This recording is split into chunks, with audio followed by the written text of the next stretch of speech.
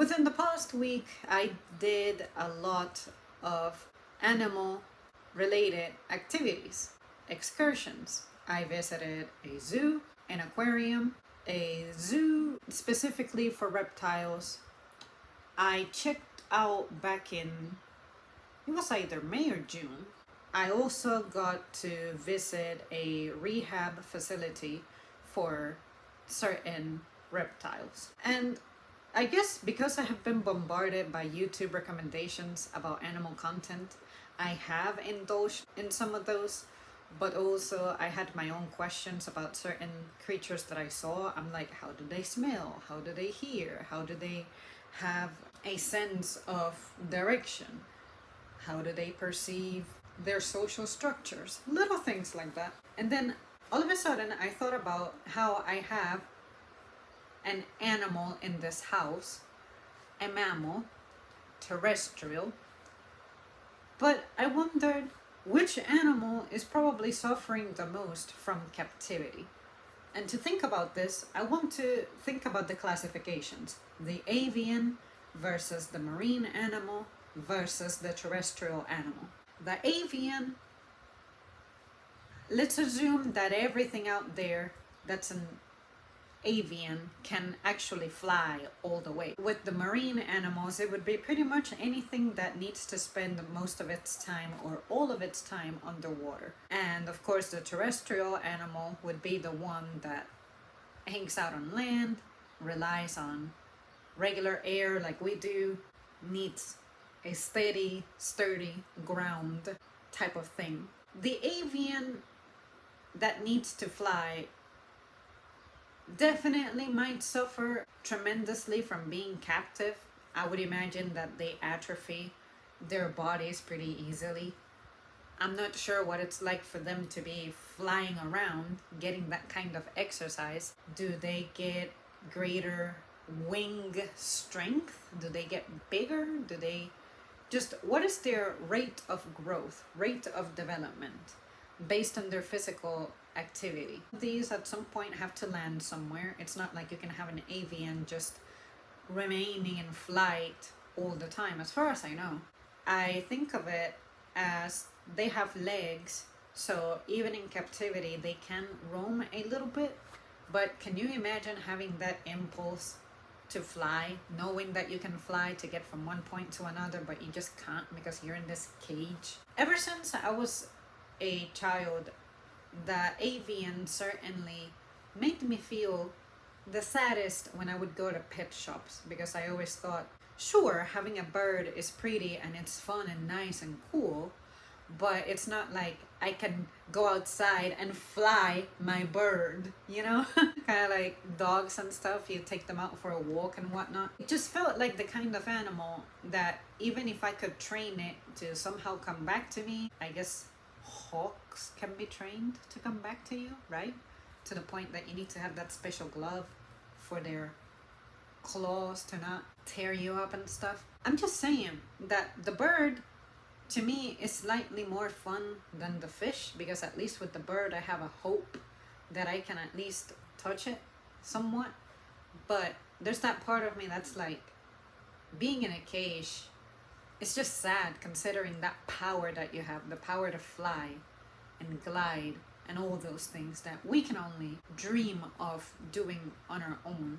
I'm talking about physically and biologically, so don't mention planes, don't mention helicopters, don't mention jetpacks. I'm talking about me physically being able to, with my own extremities, perform the act of flying.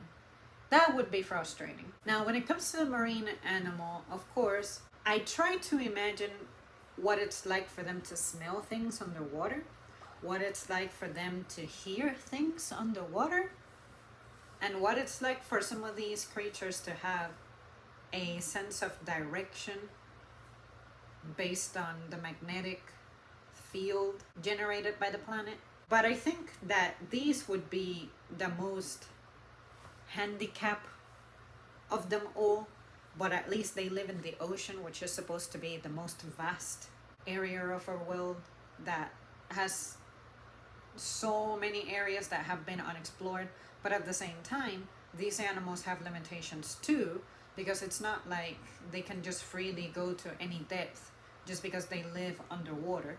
Kind of like humans, just because we can climb mountains doesn't mean that we're just automatically designed to be able to comfortably live at any altitude. And I would imagine the same is true for birds, especially considering that they would have a limit as well as to how high they can soar. The marine animal I feel like describing as the most handicapped, because I guess us as terrestrial creatures, we can have a degree of hope of exploring some of the ocean. We're still able to swim and we're still able to go on land. We may not be realistically very good divers, like we wouldn't be able to go that deep and stuff, but at least if we needed to cross a body of water, we could. Within reason, a body of water that's not like still water with all those suspicious bacteria up in there. So I like to think that depending on what type of fish you are, you may be kind of from a handicapped class, because think about yourself as a water animal trapped. I had to be curious about their senses, because imagine if you're living in a tank, of course with water in it, but you have to have continual maintenance. Like, what would it be like for you to smell something rotting up in your tank? What would it be like for you to just be a bigger animal from the sea, from the fresh waters, and the tanks that we can provide as people for you to reside in our homes is limited. How deep you can go, maybe you cannot go that deep anymore. And how we maintain your water, what stuff is supposed to be stimulating you while you're on the water. Like, can we replicate the sensation of currents that you would be used to? Physical activity, what would that be like for you? I think the marine animal is probably the one who would suffer the most when I think about it, because the sole fact that they need water pretty much at all times is the part that makes them the most vulnerable in my eyes. The terrestrial animal that's in captivity, at least they have a degree of versatility, because we could do something with them for the most part. Like, at least me with my cat, I can shuffle things around in the house and I can personally play with him to give him a degree of stimulation and all that, and he has space. But if it were a dog, for example, I think that they would suffer a little bit more than cats, considering that they tend to be bigger and they would require somewhat more physical activity. That's why you would have to walk them and stuff.